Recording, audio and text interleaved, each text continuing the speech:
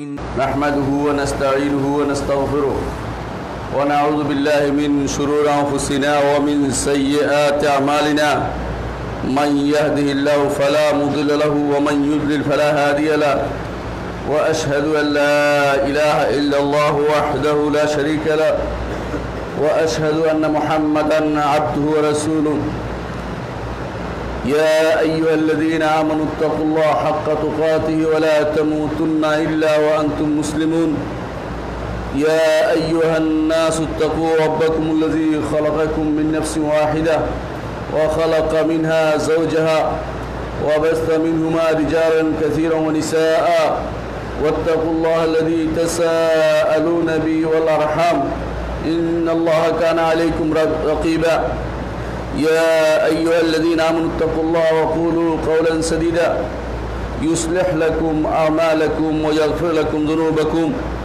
ومن يطع الله ورسوله فقد فاز فوزا عظيما أما بعد فإن خير الحديث كتاب الله وخير الهدي هدي محمد صلى الله عليه وسلم وشر الأمور محدثاتها وكل محدثة بدعة وكل بدعة ضلالة وكل ضلالة في النار أيها الناس اتقوا الله واتقوا الله وكفوا أيديكم من القتل والفساد في الأرض قال الله عز وجل أنه من قتل نفسا أو بغير نفس أو فساد في الأرض فكأنما قتل الناس جميعا সম্মানিত মুসল্লিয়ান কিরাম, আজকে আমরা এমন এক সময় উপস্থিত হয়েছি পৃথিবীতে যেখানে মানুষ জানে না কি জন্য তাকে মারা হচ্ছে, কেউ জানে না কি জন্য তার উপর আঘাত আসছে, কি জন্য কে কাউকে হত্যা করছে সেটাও সে জানে না। এমন একটা পরিস্থিতির মুখে আমরা উপনীত হয়েছি। এই পরিস্থিতিতে আমরা আল্লাহর বিধান এবং রাসূলুল্লাহ সাল্লাল্লাহু আলাইহি সাল্লামের বাণী এবং রাসূলুল্লাহ সাল্লাল্লাহু আলাইহি সাল্লামের ইরশাদ এগুলো থেকে আজ হেদায়েত নেওয়ার বড়ই প্রয়োজন। আল্লাহর বান্দারা, আল্লাহ তাআলা আমাদেরকে সৃষ্টি করেছেন এবং তিনি নিজ হাতে আদমকে সৃষ্টি করেছেন। আল্লাহ তাআলা বলেছেন, লিমা খালাকতু বিয়াদাইয়া, যাকে আমি আমার দুই হাতে সৃষ্টি করেছি, ইবলিস কেন তুমি তাকে সম্মান দেখালে না? ইবলিস সম্মান দেখালো না। সেই থেকে ইবলিস লেগে গেল যে বনি আদমকে তাদের মধ্যে লাগিয়ে দেব হানাহানি মারামারি। সে হানাহানি মারামারি চলছে, কিয়ামত পর্যন্ত চলবে।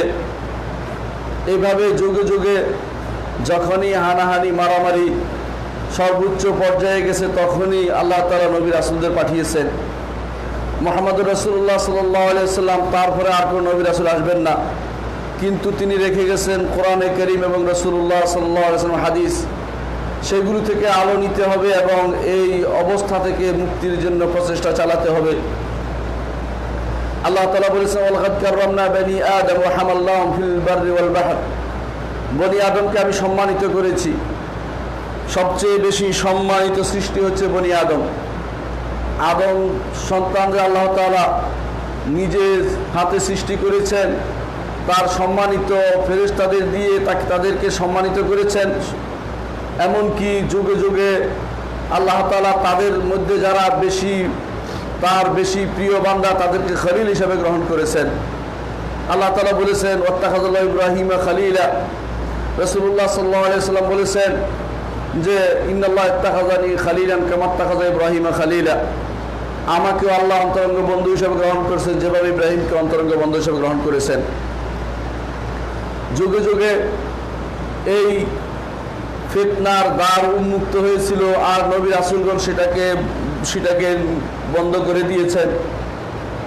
এখনও সেটা উন্মুক্ত আছে।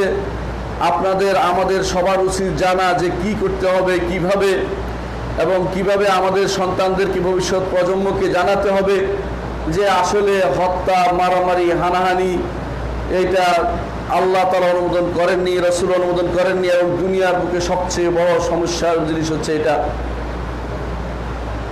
সবচেয়ে বড় ফিতনার জিনিস হচ্ছে এটা আল্লাহর শিরকের পরে আল্লাহর সাথে শরীক করার পরে দ্বিতীয় বড় গুনাহ হচ্ছে কাউকে হত্যা করা। কাউকে হত্যা করার উপর আল্লাহ তাআলা বলছেন ওয়াল্লাযীনা লা ইয়াদউনা মা আল্লাহি ইলাহান আখারা। আর রহমানের বান্দা তো তারাই, আল্লাহর বান্দা তো তারাই হবে যারা আল্লাহর সাথে অন্য কাউকে ডাকে না, একমাত্র আল্লাহকে ডাকে, আল্লাহ ছাড়া কারো ইবাদত করে না। ওয়ালা ইয়াকতুলুনা আন-নাফসাল্লাতী হারামাল্লাহু ইল্লা বিল হক। আর যথাযথভাবে শরীয়তের নিয়ন্ত্রিত, শরীয়তের নিয়ম বাতলে দেয়া অবস্থাগুলো ছাড়া আর কোনো অবস্থাতেই তারা কাউকে হত্যা করে না, যেগুলোকে আল্লাহ তাআলা হারাম ঘোষণা করেছেন। মানুষের আত্মা বের করে ফেলা, মারতে মারতে আল্লাহ তাআলা এটাকে হারাম ঘোষণা করেছেন। তারপর আল্লাহ তাআলা বলছেন ওয়ালা ইয়াজনু, তারা ব্যভিচার করে না। ওয়া মান ইয়াফআল যালিকা ইয়ালকা আযামা, যে কেউ এই কাজগুলি করবে সে তো বড় গুনার ভাগীদার হলো, বড় গুনাহ তার কাঁধে তুলে নিল।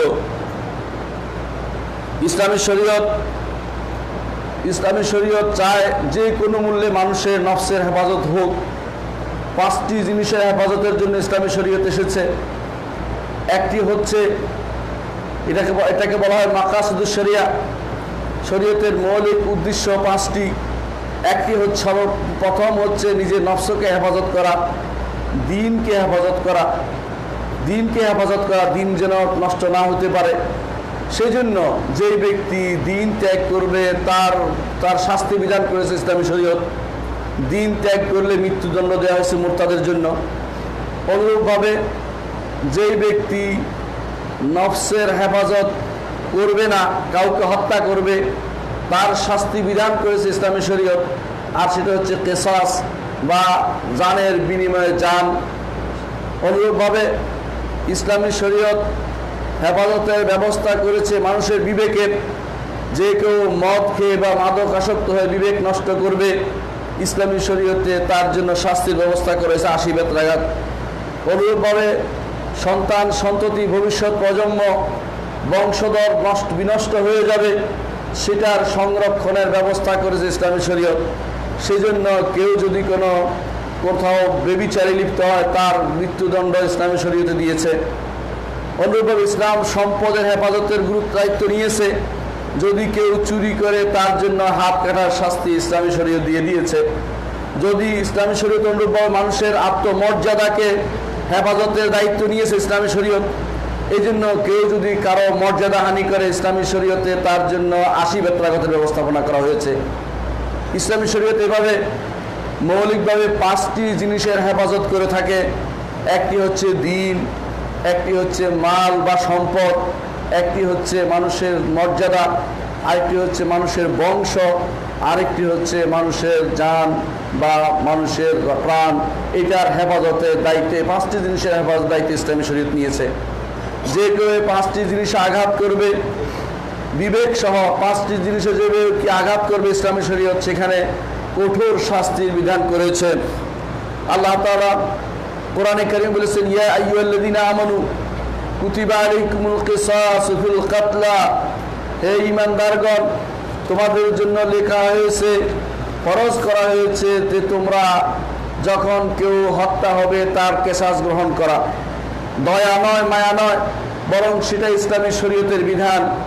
যদি সেটা আজ বাস্তবায়িত থাকতো, দুনিয়ার বুকে অর্ধেক নয় পুরোপুরি কোনো হত্যা হতো না। এই জন্য আল্লাহ তাআলা কোরআনে কারীমে বলেছেন ওয়ালাকুম ফিল কিসাসি হায়াতুন ইয়া উলিল আলবাব, হে আকলবানরা, হে বিবেকবান মানুষরা, যদি কিসাস হয় সেখানে তোমাদের জন্য জীবন রয়েছে। বাহ্যিক দৃষ্টিতে কিসাস হলো একজনকে মেরে ফেলা, সেখানে জীবন কিভাবে আসলো? কারণ আরবদের প্রবাদ আছে আল কাতলু আনফা লিল কাতলি, একটি হত্যার বিনিময়ে যখন আরেকটি হত্যা হবে তখন সেখানে আর হত্যা হবে না, সেখানে আর মারামারি হবে না।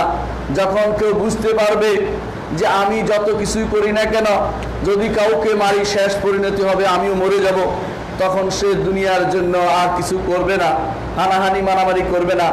তার মধ্যে তখন বিরাজ করবে যে আমাকেও চলে যেতে হবে, তাকে আমি হত্যা করব না। এই জন্য শরীয়তের বিধান হচ্ছে ইয়া আইয়ুহাল্লাযীনা আমানু কুতিবা আলাইকুমুল কিসাসু ফিল কাতলা, হত্যার বিনিময়ে হত্যা, এটাই কিসাস, এটা তোমাদের উপর ফরজ করে দেয়া হয়েছে। আল হুররু বিল হুররি ওয়াল আবদু বিল আবদি ওয়াল উনসা বিল উনসা ফামান উফিয়া লাহু মিন আখি শাইউন ফাত্তিবাউন বিল মা'রুফ ওয়া আদাউন ইলাইহি বিইহসান যালিকা তাখফীফুম মির রাব্বিকুম ওয়া রাহমা। স্বাধীনের বিপরীতে স্বাধীনকে হত্যা করা হবে, দাসের বিপরীতে দাসকে হত্যা করা হবে, নারীর বিপরীতে নারীকে হত্যা করা হবে। অন্যগুলি করা হবে তা নয়, বরং এটাকে কঠিনভাবে জোর দেওয়ার জন্য বলা হচ্ছে যে কখনো যেন কেউ স্বাধীনের বিপরীতে দাসকে হত্যা করে কোনো রকম পাপ হওয়া যাওয়ার চিন্তা না করে, বরং সেখানে হত্যার কেসাস হবেই হবে। যারাই হত্যা করবে তাদের মৃত্যুদণ্ড হচ্ছে একমাত্র পরিণতি। আল্লাহ তাআলা কোরআনে কারীম বলেছেন যে ওমা কানা লিমুমিনিন ইয়াকতুলা মুমিনা ইল্লা খাতা, কোনো ঈমানদার কোনো মুমিনকে হত্যা করতে পারে না ভুল ব্যতীত। অর্থাৎ ঈমানদার কখনো কাউকে হত্যা করতে পারে না। ঈমানদারের এটা কাজ নয়, ঈমান থাকার পরে সেই কাজটি করবে না।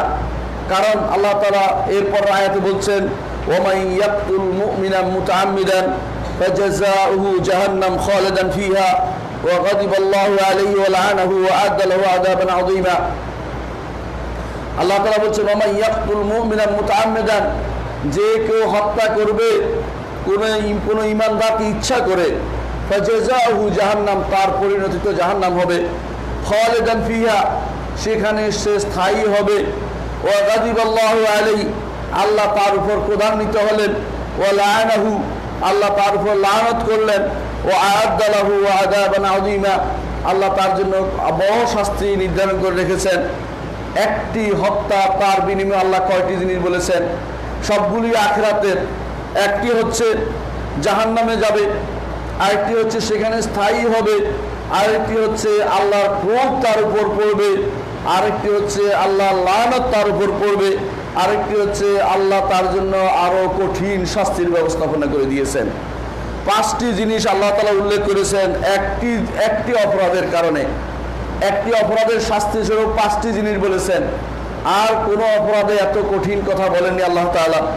কারণ আল্লাহর বান্দারা আল্লাহর সৃষ্টি, আপনি হত্যা করার কে?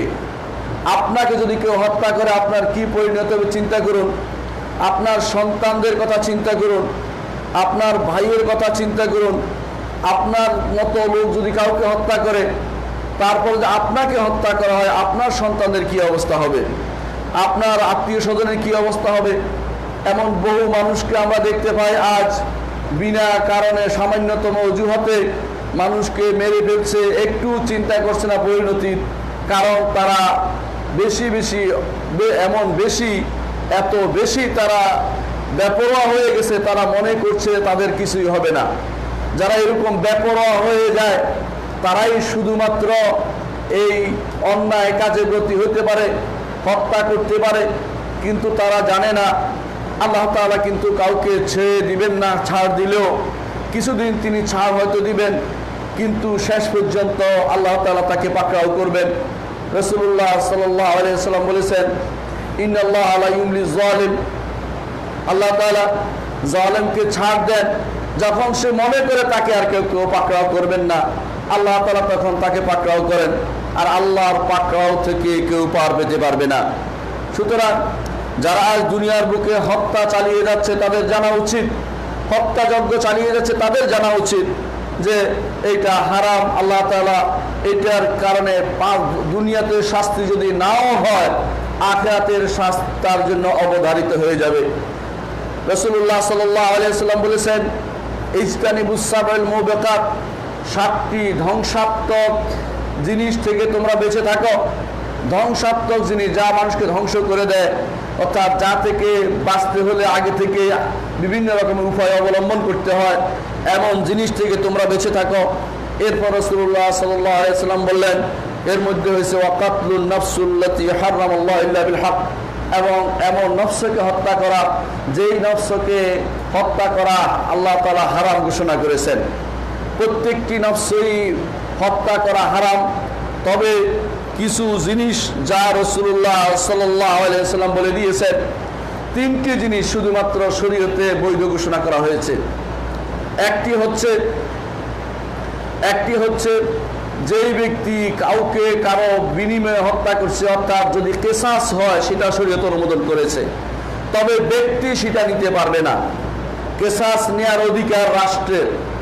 রাষ্ট্র যদি কোনো সেটা নেয় সেটা শুধুমাত্র বাস্তবায়ন করতে পারবে, ব্যক্তির হাতে এগুলো নয়। অর্থাৎ কেসাস নেয়ার অধিকার নেই। আপনার ভাইকে মেরে ফেলা হয়েছে বলে আপনি গিয়ে ওই লোককে মেরে ফেলবেন, এটা শরীয়ত বলে না। শরীয়ত বলে যে এটা আপনি এটার জন্য মামলা মোকদ্দমা করবেন, বিচার যদি সে দুনিয়াতে নাও পায় আখিরাতে সে পাবে, কিন্তু আপনি নিজ হাতে আইন তুলে নিতে পারেন না।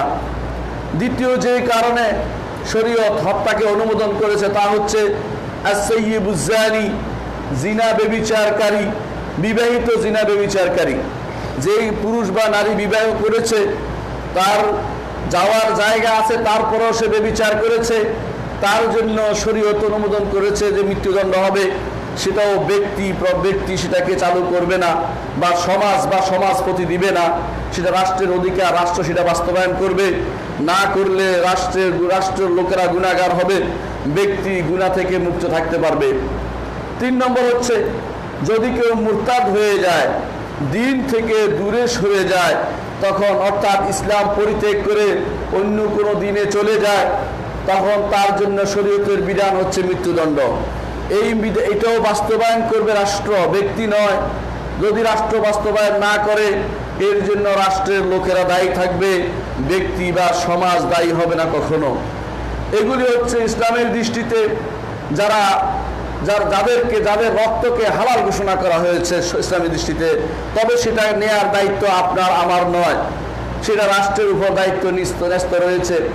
এর বাইরে কারো রক্ত উড়িয়ে দেওয়া শরীয়ত হারাম ঘোষণা করেছে। যে কেউ হোক না কেন সেটা এমনকি যদি অঙ্গীকারবদ্ধ কোনো কাফেরও হয়, তাকেও হত্যা করতে ইসলাম অনুমোদন করে না। এদেশে যারা বাস করে, যে বিভিন্ন ধর্মের লোকেরা, তাদের কাউকে হত্যা করা শরীয়ত অনুমোদন করে না। রাসূলুল্লাহ সাল্লাল্লাহু আলাইহি ওয়াসাল্লাম বলেছেন, কেউ যদি অঙ্গীকারবদ্ধ কোনো কাফেরকে হত্যা করে তাহলে সে জান্নাতের সুগন্ধ পাবে না, অথচ জান্নাতের সুগন্ধ 40 বছর অথবা 70 বছর দূরত্ব থেকে পাওয়া যাবে। রাসূলুল্লাহ সাল্লাল্লাহু আলাইহি ওয়াসাল্লাম হাদিসের বিভিন্ন বাণীতে তা এসেছে। এর অর্থ হচ্ছে হত্যা কোনোভাবেই অনুমোদিত নয়।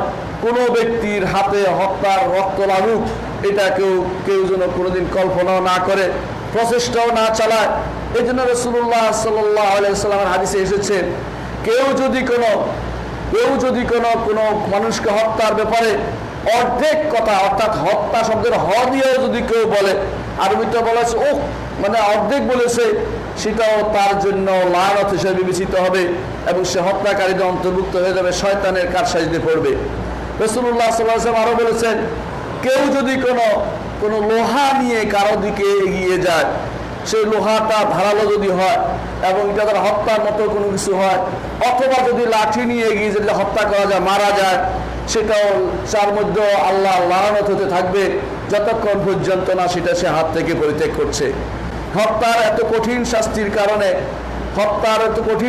কারণে হত্যার কোনো কাজে যেন কেউ অগ্রণী না হয়, শরীয়ত সেটা নিষেধ করেছে কঠিনভাবে। রাসূলুল্লাহ সাল্লাল্লাহু আলাইহি ওয়াসাল্লাম বলেছেন, লা ইয়াজালুল মুমিনু ফি ফুসহাতিন মিন দীনিহি মা লাম ইউসিব দামান হারামান। একজন মানুষ ততক্ষণ পর্যন্ত তার দ্বীনের মধ্যে সুন্দরভাবে চলতে পারে, অর্থাৎ দ্বীনের আশাবাদী থাকতে পারে, দ্বীনের ভালো কিছু তার জন্য রয়েছে এবং সে আখিরাতে মুক্তি পেতে পারে, কবরের শাস্তি থেকে মুক্তি পেতে পারে, হাসরের মাঠে বিভিন্ন অবস্থা থেকে মুক্তি পেতে পারে, যতক্ষণ পর্যন্ত সে কোনো মানুষকে হত্যা না করবে। যদি মানুষকে হত্যা করে সেটা তার জন্য বিপদ হয়ে দাঁড়াবে। কেন সেই বিপদ জানেন? একটি হত্যার সাথে 3টি হক জড়িত। একটি হক হচ্ছে আল্লাহর হক। আল্লাহর হক কি? আল্লাহর বান্দা আপনি হত্যা করার কে? এটা আল্লাহর হক। আল্লাহর হক নষ্ট করেছে, আল্লাহ তাআলা সেটার জন্য পাকড়াও করবেন। দ্বিতীয় হক হচ্ছে সন্তানের হক। তার সন্তান সন্ততি আত্মীয় স্বজন তার দ্বারা উপকৃত হওয়ার অধিকার ছিল, আপনি তাদেরকে সে অধিকার থেকে বঞ্চিত করেছেন। তৃতীয় হক হচ্ছে ব্যক্তি তার নিজের হক। নিজের হক কি? সে দুনিয়ার বুকে বাঁচার অধিকার নিয়ে এসেছিল, আপনি তাকে হত্যা করেছেন এবং বিনা কারণে শরীয়ত সমর্থিত কারণ বইতে হত্যা করেছেন, আপনার শাস্তি অবধারিত হয়ে যাবে।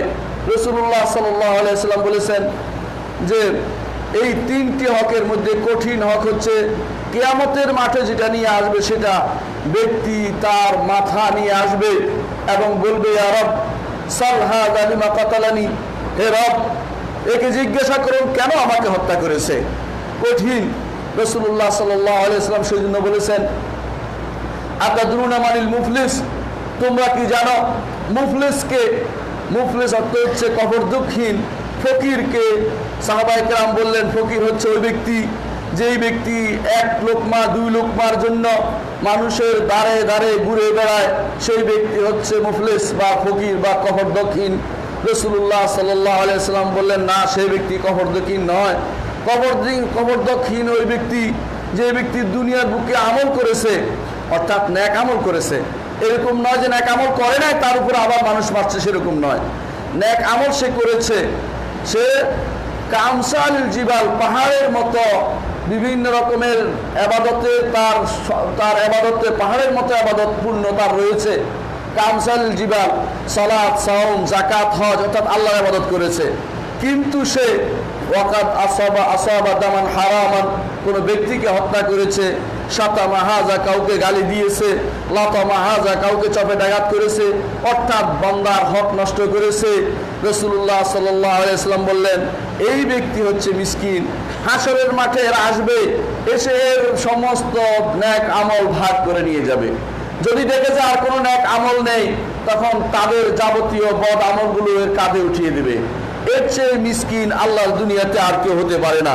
সেই জন্য একজন মানুষ যতক্ষণ পর্যন্ত হত্যার মতো কাজে ব্রতী না হবে, হত্যার মতো কাজ করে না বসবে, ততক্ষণ পর্যন্ত আল্লাহর কাছে তার অনেক কিছু চাওয়া পাওয়ার আসে।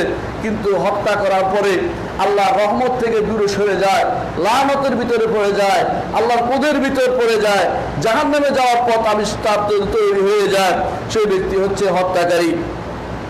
রাসূলুল্লাহ সাল্লাল্লাহু আলাইহি ওয়াসাল্লাম সেজন্য তিনি নসিহত করেছেন, লা তারজু বাদি কুফারান ইয়াদরিবু বাদুকুম রিকাবা বাদ, হে ঈমানদারগণ, আমার পরে তোমরা সে অবস্থায় ফিরে যেও না যে অবস্থায় আগে ছিলে।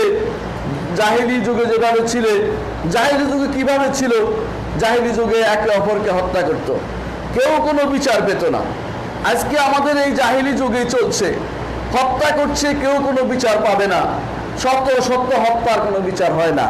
শেষ পর্যন্ত হত্যাকারী কি হবে? হয়তো তার জন্য যাবজ্জীবন হবে। সেই যাবজ্জীবন কিছুই না, কিছুদিন পরে বের হয়ে চলে আসবে, সরকারের সাময়িক ঘোষণার কারণে বের হয়ে চলে আসবে, অথবা বিশেষ পুরস্কৃত হয়ে বের হয়ে চলে আসবে। এরকম দেখা গেছে, আমরা শুধু এখন নয়, যুগে যুগে আমরা সেটা দেখেছি।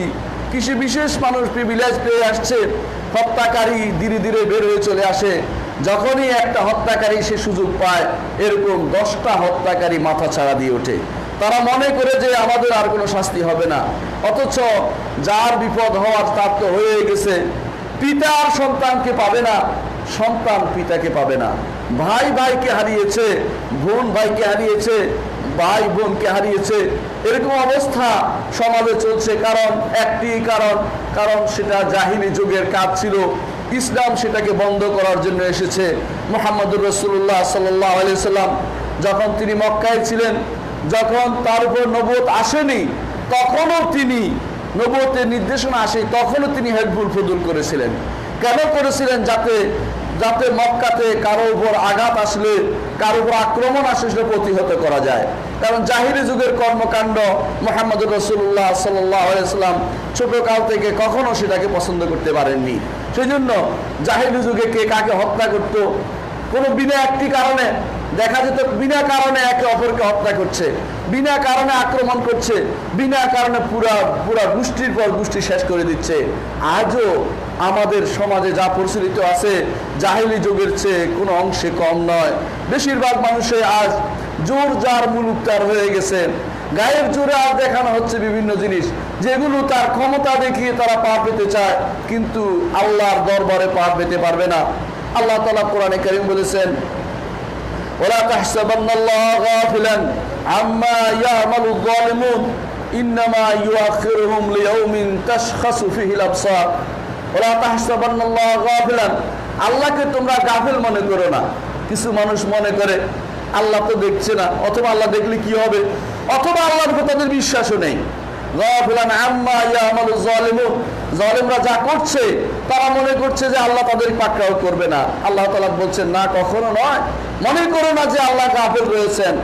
ওয়ালা তাহসাবান্নাল্লাহা গাফিলান আম্মা ইয়ামালুয যালিমুন ইন্নামা ইউআখিরুহুম লিয়াউমিন তাশখাসু ফীহিল আবসার। তাদেরকে তো শুধু ছাড় দিচ্ছে। দুনিয়ার বুকে শাস্তি হলে একটা জিনিস হতো, গুনাহ থেকে তারা মুক্তি পেত, কিন্তু পরিপূর্ণ মুক্তি পেত না। হাসরের মাঠে ওই ব্যক্তি ঠিকই আসবে, হাসরের মাঠে সে আসতো।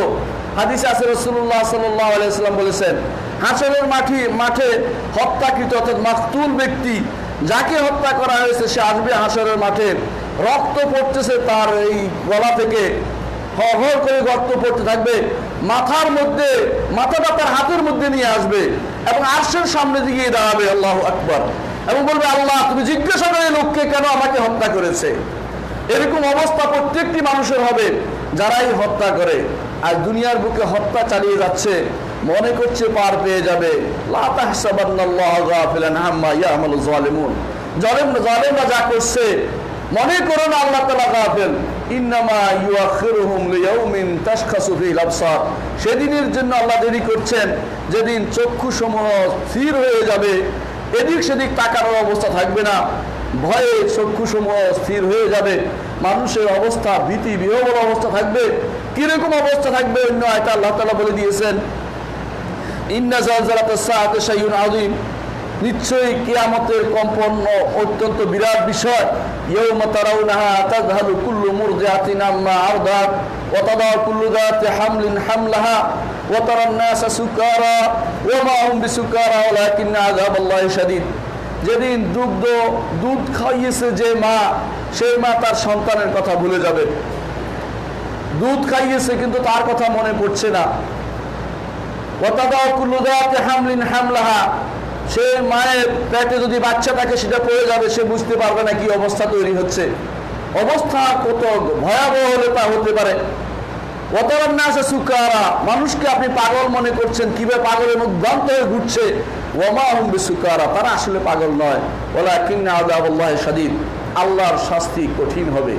সেই দিনের জন্য আল্লাহ তাআলা রেখে দিয়েছেন, যারা এই জাতীয় হত্যার কাজে লিপ্ত হবে তাদের শাস্তি যদি দুনিয়াতে না হয়, সেদিন কঠিন আকার ধারণ করবে এবং সেদিন সেই শাস্তি থেকে মুক্তি পাওয়ার পর তাদের আর কিছুই থাকবে না। আল্লাহ তাআলা তাদেরকে সেদিন কঠিন শাস্তি নিবেদিত করবে। আল্লাহ নিজে বলেছেন, ওয়া আ'আদ্দা লাহু আযাবান আযীমা, তার জন্য বড় শাস্তির ব্যবস্থাপনা করে দিয়েছেন আল্লাহ তাআলা। রাসূলুল্লাহ সাল্লাল্লাহু আলাইহি ওয়াসাল্লাম আরো বলেছেন, ওয়ালা যাওয়ালুদ দুনিয়া আহওয়ানু আলাল্লাহি মিন কাতলি রাজুলিন মুসলিম, একজন মুসলিম ব্যক্তিকে হত্যা করা, এটা হচ্ছে দুনিয়া বিনষ্ট হয়ে যাওয়া, পৃথিবী নিচ্ছিন্ন হয়ে যাওয়া, এই যে গ্রহ নক্ষত্র সব শেষ হয়ে যাওয়া, দুনিয়া শেষ হয়ে দুনিয়ার কিছু অবশিষ্ট না থাকা, এর থেকেও কঠিন হচ্ছে একজন মুসলিমকে হত্যা করা। অর্থাৎ আপনি যেন একজন মুসলিমকে হত্যা করার মাধ্যমে আপনি পৃথিবীটাকে ধ্বংস করে দিলেন, পৃথিবী ধ্বংসের দ্বারপ্রান্তে নিয়ে গেলেন, পৃথিবীর সমস্ত মানুষকে আপনি বিপদে ফেলে দিলেন। কারণ আল্লাহ তাআলা কোরআনে কারীম বলেছেন অন্য আয়াতে যে ব্যক্তি কোনো মিন আজলি যালিকা কাতাবনা আলা বনি ইসরাঈলা, এই জন্য আমি লিখলাম বনি ইসরাঈলের উপরে। বনি ইসরাঈল লেখার অর্থ এই নয় যে বনি ইসরাঈলের জন্য, আমাদের জন্য সেটা প্রযোজ্য, এবং যারাই বনি ইসরাঈল সহ আগে সবার জন্য আল্লাহ তাআলা এটাই লিখে দিয়েছেন, আন্নাহু মান কাতালা নাফসান বিগাইরি নাফসিন আও ফাসাদিন ফিল আরদি ফাকান্নামা কাতালান নাসা জামিআ, যে কেউ হত্যা করবে দুনিয়ার বুকে, অথবা ফিতনা ফাসাদ ছড়ানোর জন্য হত্যা করবে, যে কেউ এমন কিছু করবে, ফাকান্নামা কাতালান নাসা জামিআ, সেজন্য সমস্ত মানুষকে হত্যা করে ফেললো, দুনিয়ার সমস্ত মানুষকে হত্যা করে ফেললো। অথচ সে মারছে একজনকে। কেন বলা হচ্ছে? কারণ এইটার মাধ্যমে সে পথ দেখিয়েছে, এটার মাধ্যমে সে হত্যার পথ দেখিয়েছে। রাসূলুল্লাহ সাল্লাল্লাহু আলাইহি ওয়াসাল্লাম বলেছেন, দুনিয়ার বুকে যত হত্যা হবে, প্রথম যে আদম সন্তান কাবিল ছিল, তার উপরে তার একটা অংশ পড়বে। লিআন্নাহু আউয়ালু মান সান্নাল কাতল, কারণ সে প্রথম হত্যার পথ দেখিয়েছে মানুষকে, প্রথম হত্যার পথ দেখিয়েছে, সেই জন্য যাবতীয় গুনার একটা অংশ তার উপর পড়বে, একটা অংশ তার উপর পড়বে। দুনিয়ার বুকে যারাই আজ জায়গায় জায়গায় হত্যার পথ দেখাচ্ছে এবং তাদের দেখে অন্যরা ইন্সপিরেশন হচ্ছে, তারা অন্যরা এটা দ্বারা প্রভাবিত হচ্ছে এবং করার জন্য উৎসাহী হচ্ছে, প্রত্যেকে যারাই যার দ্বারা প্রভাবিত হচ্ছে গুনার একটি অংশ সে অবশ্যই বহন করবে। এবং যারাই তার দ্বারা শেল্টার পাচ্ছে এবং যারাই শেল্টার দিচ্ছে প্রত্যেকেই তারা এই গুনার ভিতরে পড়বে। কারণ আল্লাহ তাআলা বলেছেন যে আন্নাহু মান কাতালা নাফসান বিগাইরি নাফসিন আও ফাসাদিন ফিল আরদি ফাকান্নামা কাতালান নাস জামিয়া, সেজন্য সমস্ত মানুষকে হত্যা করলো। পৃথিবী ধ্বংস হয়ে যাওয়া উত্তম আল্লাহর কাছে একটি মানুষকে হত্যা করার চেয়ে, কারণ মানুষকে হত্যা হচ্ছে দুনিয়ার বুকে ফিতনা ফাসাদ তৈরি করা, ফিতনা ফাসাদ তৈরি করা। এই জন্য সাহাবায়ে কেরাম রাদিয়াল্লাহু আলাইহিম আজমাইন তাদের মধ্যে কেউ কেউ জীবনের শেষ প্রান্তে এসে কাঠের তরবারি বানিয়েছিলেন। বললেন যে আপনি কাঠের তরবারি কেন বানিয়েছেন? মুহাম্মদ ইবনে মাসলামাকে জিজ্ঞাসা করা হয়েছে, বলছে কাঠের তরবারি এই জন্য বানাইছি কাউকে আঘাত করলে মরবে না, কাউকে আঘাত করলে মারার জন্য, যাতে করে কোনো ভুলেও কাউকে আমি মেরে না ফেলি। কারণ একটি হত্যা আমার জন্য আমার সারা জীবনের আমলকে বিনষ্ট করে দিতে পারে।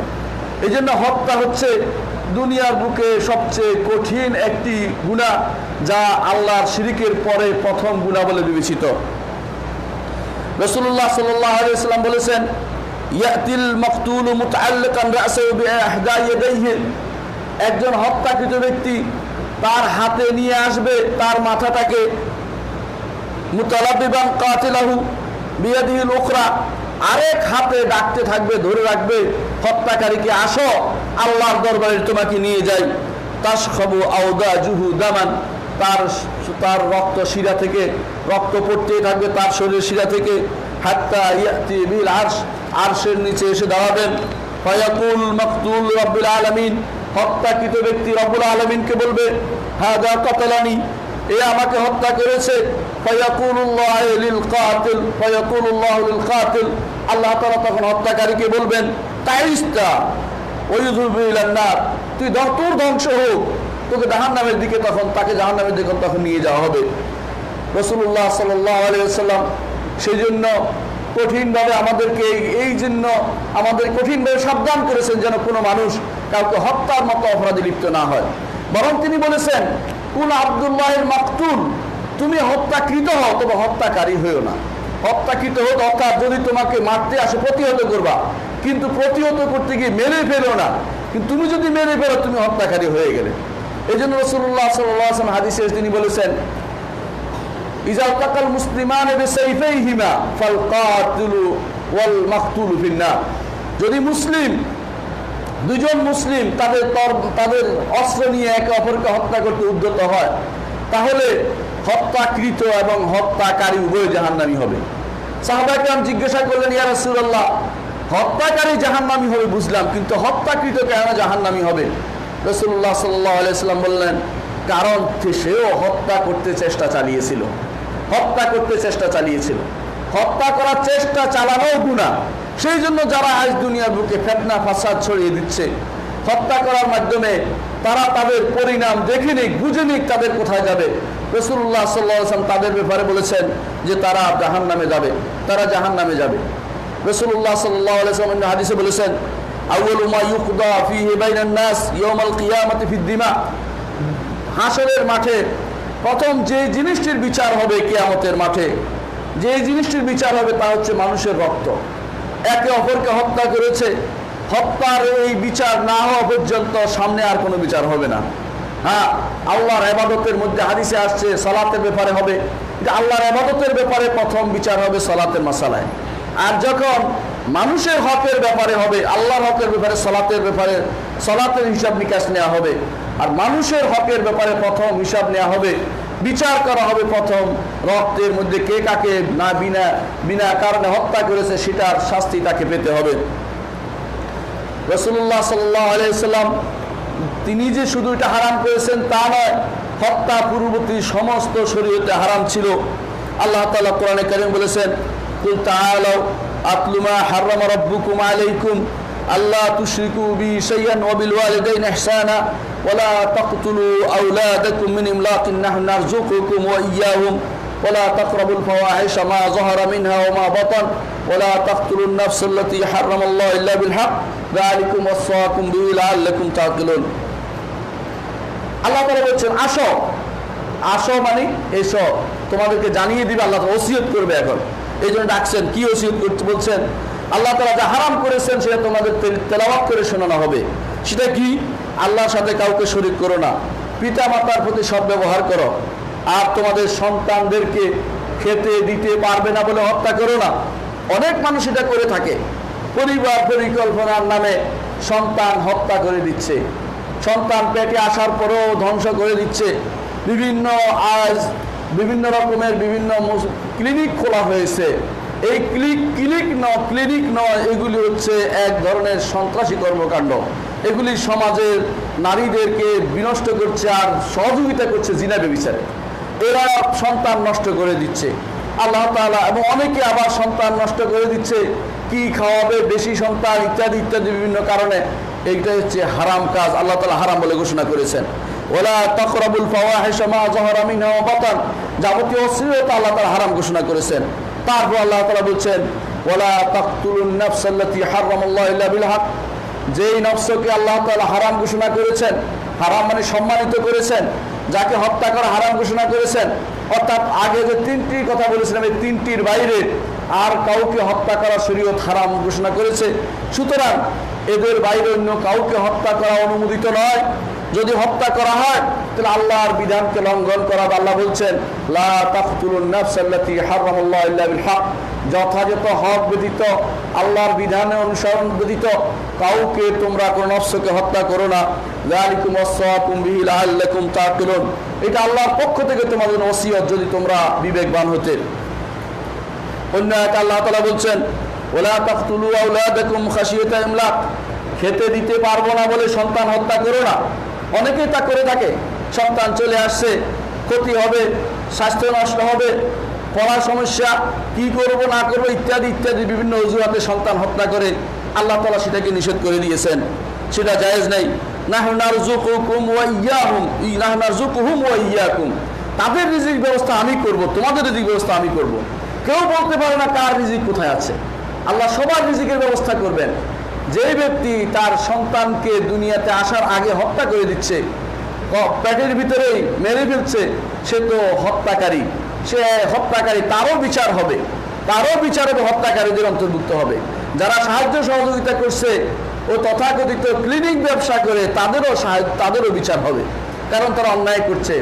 হাজার হাজার ক্লিনিক হচ্ছে, ক্লিনিকগুলোর কাজই হচ্ছে হারাম সন্তান তাড়িয়ে দেয়া, এর মধ্যে বিচার হবে। এটা শরীয়ত অনুমোদিত নয়।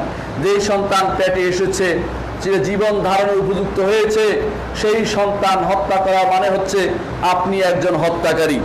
আল্লাহ তাআলা বলেন ওয়ালা তাকরাবুজ জিনা, ব্যভিচারের নিকটও যেও না, ইন্নাহু কানা ফাহিশাতান ওয়া সাআ সাবিলা, নিশ্চয়ই এটা অশ্লীলতা এবং খারাপ পথ।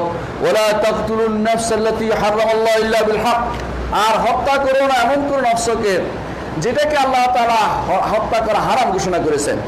তিনটি যেটার কথা বলেছি, যে কেসাস ব্যতীত অথবা বিবাহিত যে জিনাকারী অথবা যে মুরতাদ, এরা ব্যতীত কাউকে হত্যা করা শরীয়ত অনুমোদন করেনি। সুতরাং এরা ব্যতীত কাউকে তোমরা হত্যা করতে যেও না। ওমান কুতিলা মাজলুমান ফাকাদ জাআলনা লিওয়ালিহি সুলতানান ফালা ইউসরিফ ফিল কতল ইন্নাহু কানা মানসুরা, যদি কাউকে হত্যা করা অন্যায়ভাবে, তাহলে আল্লাহ তাআলা তার ওলি অভিভাবকের জন্য তিনি তাদের অধিকার রেখেছেন যে কিভাবে সে সেটাকে বাস্তবায়ন করবে। সে কি তাকে ক্ষমা করবে নাকি তাকে হত্যা করবে, কি করবে, অলির অধিকার রয়েছে। কিন্তু হত্যাকৃতের অধিকার, যাকে হত্যা করা হয়েছে তার অধিকার কিন্তু মাফ হয়ে যাবে না। হাসরের মাঠে আসবে সে রক্ত গঙ্গা হাতে নিয়ে, তার হাতের মধ্যে মাথাটা নিয়ে আসবে এবং তার সারা শরীর থেকে রক্ত পড়তে থাকবে। এই অবস্থায় রব্বুল আলামিনের দরবারে দাঁড়িয়ে বলবে আল্লাহ জিজ্ঞাসা করুন কেন আমাকে হত্যা করেছে। কিছু মানুষ মনে করছে হত্যা করলে, ছোট মেয়ে সন্তান দেখলে অনেকে আবার বিরক্ত হয়, পেটের মধ্যে মেয়ে সন্তান আসতে শুনলে মেরে ফেলার জন্য ব্যস্ত হয়ে পড়ে। আমাদের পার্শ্ববর্তী রাষ্ট্রে হাজার হাজার এরকম মেয়ে সন্তানকে মেরে ফেলা হয়েছে। এরকম যারা মেরে ফেলবে এবং জানবে না কি জন্য হত্যা করা হয়েছে, তাকে প্রত্যেকটি মানুষকে বলা হয় মাউদা। আল্লাহ তাআলা কোরআনে কারীম বলেছেন, ওয়াইযাল মাউউদাতু সুইলাত বিআইয়ি যামবিন কুতিলাত, যেদিন জিজ্ঞাসা করা হবে যাদেরকে বিনা অপরাধে মাটি চাপা দিয়ে হত্যা করা হয়েছিল, যে কি অপরাধে তাকে হত্যা করা হয়েছে, জিজ্ঞাসা করা হবে। অর্থাৎ তাকে জিজ্ঞাসা করা অর্থ এই নয় যে তাকে কষ্ট দেয়া, বরং জিজ্ঞাসা করা হবে এত কঠিন আল্লাহর আযাব এবং গজব যে আল্লাহ তার দিকে, যে হত্যাকারীর দিকে তাকাতেও আল্লাহ তার ইচ্ছা হবে না। কেন হত্যা করেছে তোমাকে? মাঝে মধ্যে আপনিও বলেন তোমাকে কেন মারলো, কেন বলেন যে মারছে তার প্রতি ঘৃণায় আপনার তার তাকাতে ইচ্ছা হবে না। আল্লাহ তাআলা সেই জন্য জিজ্ঞাসা করবেন তোমাকে কোন অপরাধে হত্যা করা হয়েছে, কোন অপরাধ নাই, তারপরেও তাকে হত্যা করা হচ্ছে। সমাজে আজ যেভাবে ব্যাধি ছড়িয়ে পড়ছে হত্যা, সেটার অবশ্যই একটা কিল্লে হওয়া দরকার। যে অবস্থা আজ দাঁড়িয়েছে মানুষের মধ্যে, কি জন্য মানুষ কাকে হত্যা করছে সেটা সে জানতে পারে না।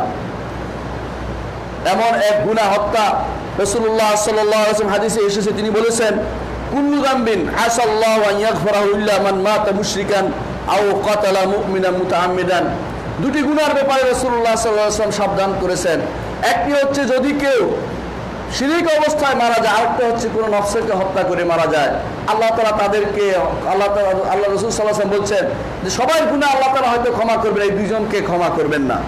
দুইজনের মধ্যে একজন কোনোদিনই ক্ষমা পাবে না, সেটা হচ্ছে মুশরিক।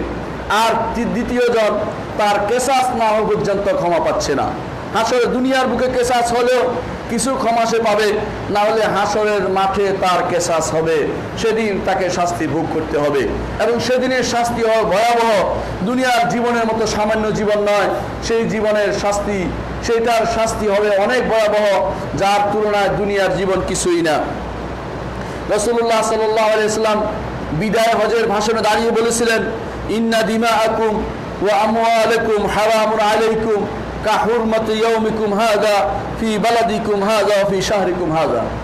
রাসূলুল্লাহ সাল্লাল্লাহু আলাইহি ওয়াসাল্লাম বলেছেন, আজকের দিনের মতো, আজকের এই শহরের মতো, আজকের এই মাসের মতো দিন ছিল সেদিন 9 জিলহজ অথবা 10 জিলহজ, মতান্তরে যেটাই হোক, 10 তারিখ হোক 9 তারিখ, যেই দিনে খুতবাটা দিয়ে থাকুন, সেই দিনের দিনটি হারাম দিন। কারণ জিলহজের দিনগুলি সবগুলি মুহররম, আল্লাহ সম্মানিত দিন।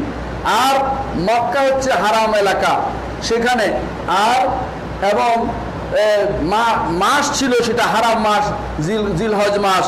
সেই দিন, সেই জায়গা এবং সেই মাস যেরকম হারাম, রাসূলুল্লাহ সাল্লাল্লাহু আলাইহি ওয়াসাল্লাম বলেছেন এইভাবে তোমাদের উপর হারাম করা হলো মানুষের রক্ত যেন তোমরা প্রবাহিত না করো, মানুষের সম্পদ যেন তোমরা গ্রহণ না করো, এটা তোমাদের উপর হারাম করা হয়েছে। তারপর রাসূলুল্লাহ সাল্লাল্লাহু আলাইহি ওয়াসাল্লাম বললেন, ওয়াসাতালকাউনা রাব্বাকুম, তোমরা তোমাদের রবের সাথে সাক্ষাৎ করবে, ফায়াসআলুকুম আন আমালিকুম, তোমাদেরকে তোমাদের আমল সম্পর্কে জিজ্ঞাসা করা হবে।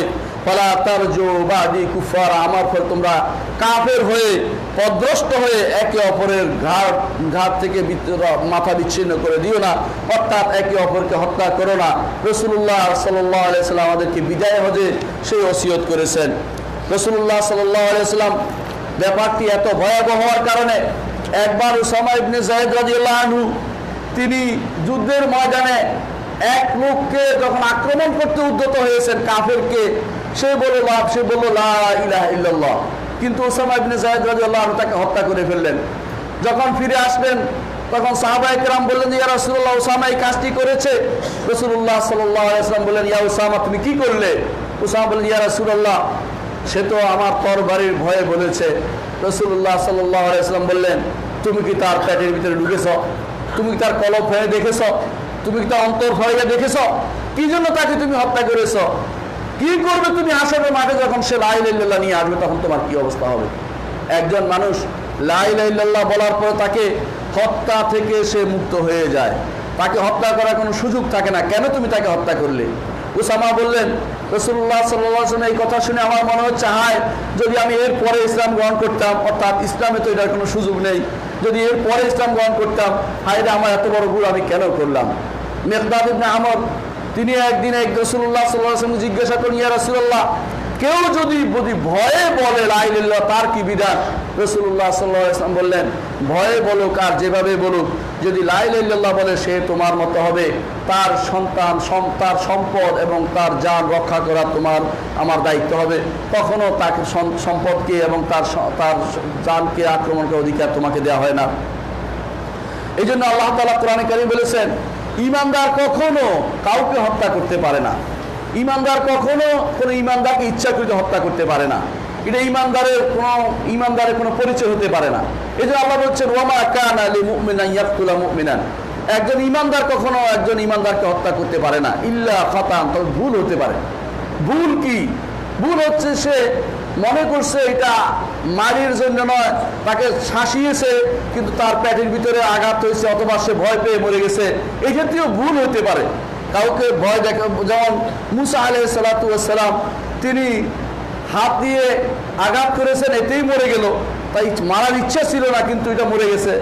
এটা তো তার একটা ভুল ছিল, আর আল্লাহ তাআলা তাকে ক্ষমাও করে দিয়েছেন, যেটার কারণে তাকে বলাও যাবে না যেটা ভুল। আমরা শুধু এটা বলছি যে এই জাতীয় ভুল হতে পারে, ঈমানদার হতে পারে, যে ইচ্ছা করে না কিন্তু কাজটা হয়ে গেছে। এরকম ভুল জিনিস হয়ে গেলে আল্লাহ তাআলা সেটারও এমনি ছেড়ে দেন নাই। অর্থাৎ হত্যা যেহেতু একজন মানুষের জান যেহেতু কঠিন, তার বিভিন্ন রকমের ব্যবস্থাপনা করে দিয়েছেন। কিরকম? তাকে দিয়ত দিতে হবে। যদি ঈমানদার হয় তাহলে দিয়ত দিতে হবে। ঈমানদারকে বিনা কারণে হত্যা করা যাবে না এটা বলা হচ্ছে, কিন্তু ভুল কারণে হত্যা হয়ে গেলে তাকে দিয়ত দিতে হবে। দিয়তের পরিমাণ হচ্ছে 100 উট, সেটা এখন হাজার প্রায় 1.5 লক্ষ টাকা বা আরো বেশি, 1.5 লক্ষ না, 1.5 কোটি টাকা অথবা 1 কোটি টাকার মতো হয়ে যায়। এটা হচ্ছে শরীয়তের বিধান, কঠিন বিধান। কারণ ঈমানদার কখনো ঈমানদারকে হত্যা করতে পারে না। যদি শুধু তাই নয়, আরও কি, শুধু তাই নয়, হত্যা হয়ে গেলে 2 মাস অনবরত রোজা রাখতে হবে। 2 মাস অনবরত রোজা রাখতে হবে। কেন? দিয়ে কাফারা দিলেন তো সন্তানদের বাঁচার জন্য। আপনার গুনার কি হবে? 2 মাস অনবরত রোজা রাখতে হবে। ভুল ক্রমে কেউ কাউকে হত্যা করে, ভুল ক্রমে, যেমন গাড়ি চাপা পড়ে মরে গেছে, গাড়ির সামনে পড়ে, এটার এরকম শাস্তি। ইচ্ছা করে কেউ মারেনি, কিন্তু সামনে এসে পড়ে গেছে দৌড়ে এসে, এরকম শাস্তি হয়। তার বিধান হচ্ছে দিয়ত দিতে হবে তাকে। সেটা প্রায় 1 কোটি টাকার মতো অথবা তার 1.5 কোটি টাকার মতো হয়, অবস্থা ভেদে, বিভিন্ন দেশ অনুসারে, অবস্থা অনুসারে সেটা নির্ধারিত হবে, এর নিচে নয়। আর তার শাস্তি হচ্ছে, তারও কিছু শাস্তি, 2 মাস অনবরত রোজা রাখতে হবে। অর্থাৎ মাঝখানে একটা ভাঙলে আবার 2 মাস রাখতে হবে, এরকম 2 মাস অনবরত রোজা রাখতে হবে। এটা হচ্ছে শাস্তি। আর যদি কাফের কোনো কাউমের মধ্যে যাদের সাথে অঙ্গীকারবদ্ধ আছে, তাদেরকে দিয়ত দিতে হবে, এটা বলেছে। ঈমানদারকে হত্যা করার অনুমতি ইসলাম কখনো দেয় নাই। অর্থাৎ কঠিন শাস্তি, এটাকে বলা হয় দিয়তুল মুগাল্লাযা, অর্থাৎ কঠিন শাস্তি, কঠিন দিয়ত তাকে দিতে হবে। এই কারণে আল্লাহ তাআলা দুনিয়ার বুকে মুসলিমদেরকে বিরাট দায়িত্ব দিয়েছেন শান্তি শৃঙ্খলা রক্ষার জন্য। কিন্তু আজ আমরা দেখতে পাই মানুষ শান্তি শৃঙ্খলা রক্ষা করছে না, একে অপরের আক্রমণ করাকেই শান্তি মানাচ্ছে, শান্তি মনে করতেছে, এবং কঠিনভাবে চাপিয়ে রাখাকে তারা মনে করছে যে কতদিন চাপিয়ে রাখতে পারলেই বুঝি শান্তি শৃঙ্খলা বজায় রাখা যায়। কখনো সেটা নয়। শান্তি শৃঙ্খলা বজায় রেখেছে ওমর রাদিয়াল্লাহু আনহুর সময়। সেরকম পেটুয়া বাহিনী ছিল না, সেরকম লোক ছিল না তাদেরকে মারার জন্য বলা হতো, বরং শান্তি শৃঙ্খলা ছিল।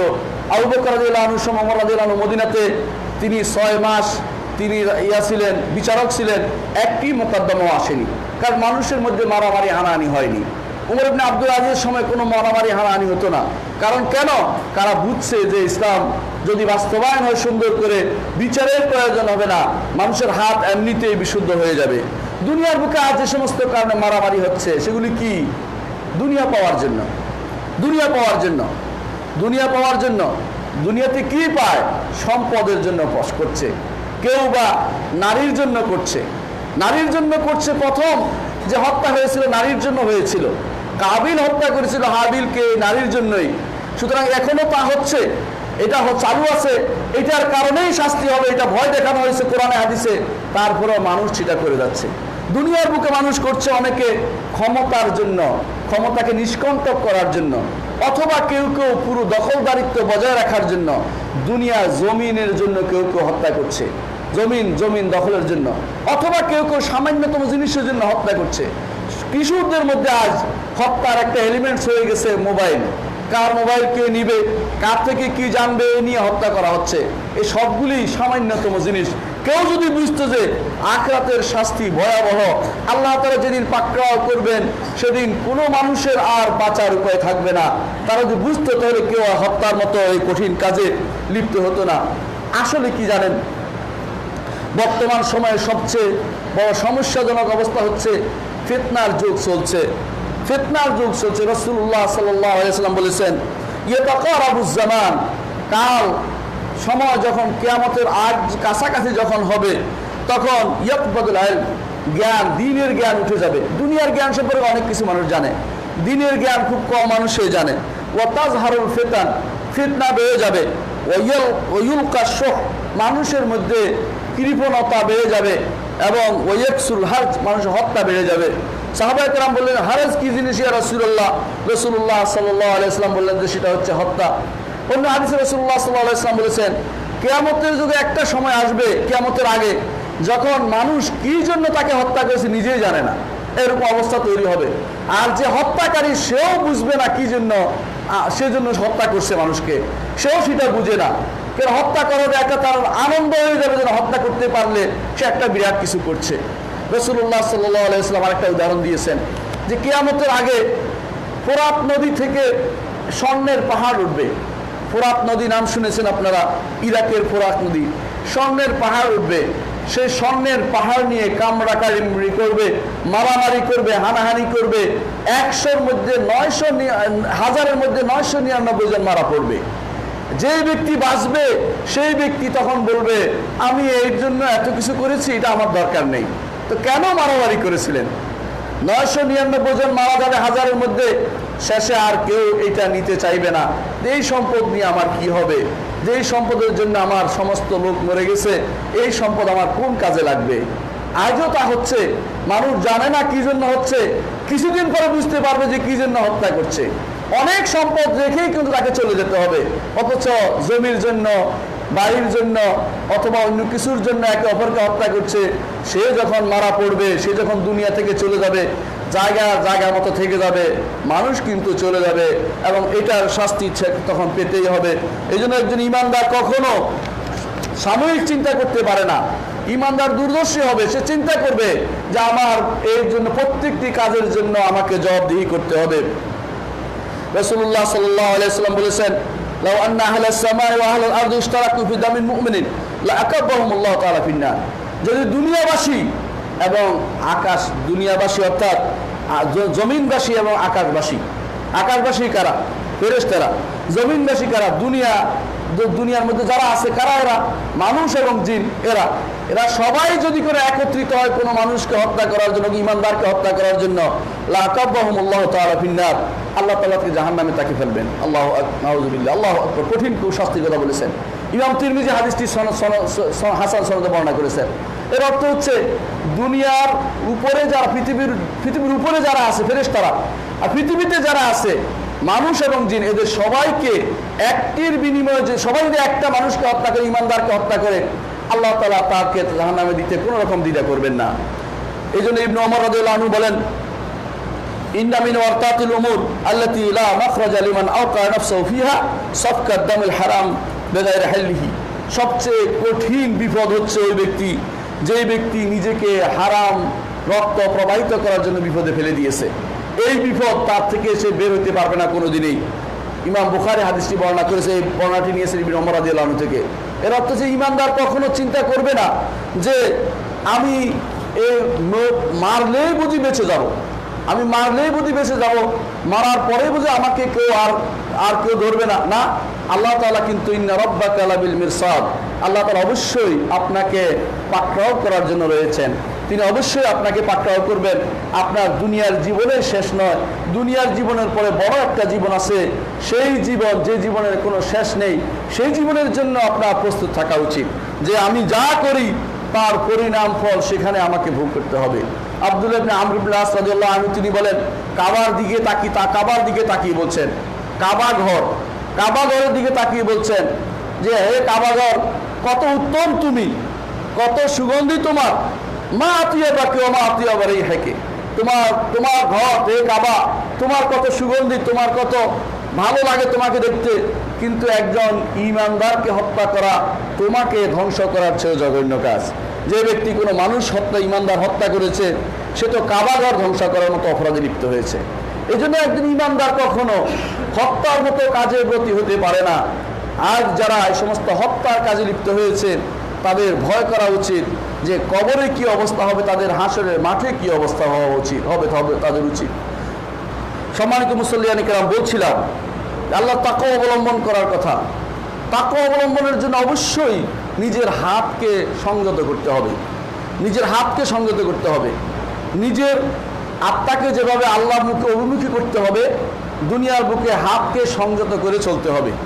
যেই ব্যক্তি যেভাবে ইচ্ছে সেভাবে হাত চালাবে, আল্লাহ তাআলার কাছে তার জন্য শাস্তি অপেক্ষা করছে।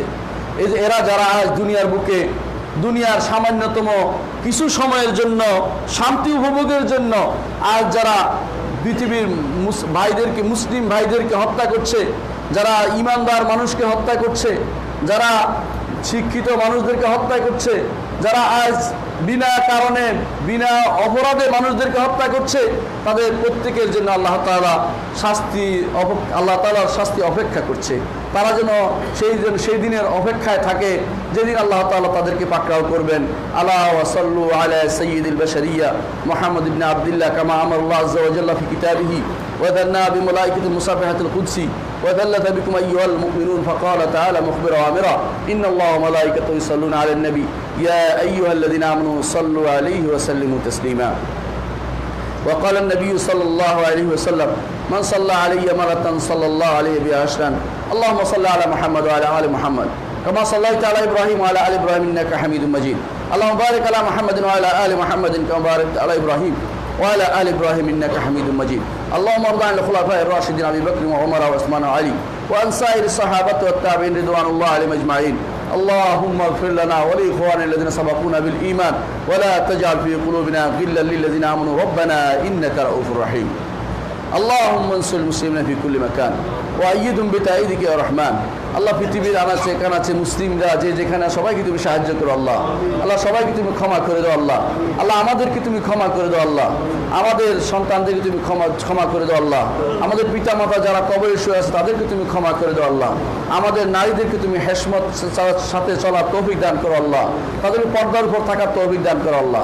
আমাদের বাচ্চাদেরকে দ্বীনের উপর বড় করো আল্লাহ। তাদেরকে তাওহীদের উপর বড় করো আল্লাহ। শিরক থেকে মুক্ত থাকার তৌফিক দান করো আল্লাহ। বিদআত থেকে আমাদেরকে তুমি মুক্ত করো আল্লাহ। اللهم اغفر وارحم وأنت خير الراحمين عباد الله رحمكم الله إن الله يأمر بالعدل والإحسان وإيتاء ذي القربى وينهى عن الفحشاء والمنكر والبغي يعظكم لعلكم تذكرون ولذكر الله أكبر والله يعلم ما تصنعون.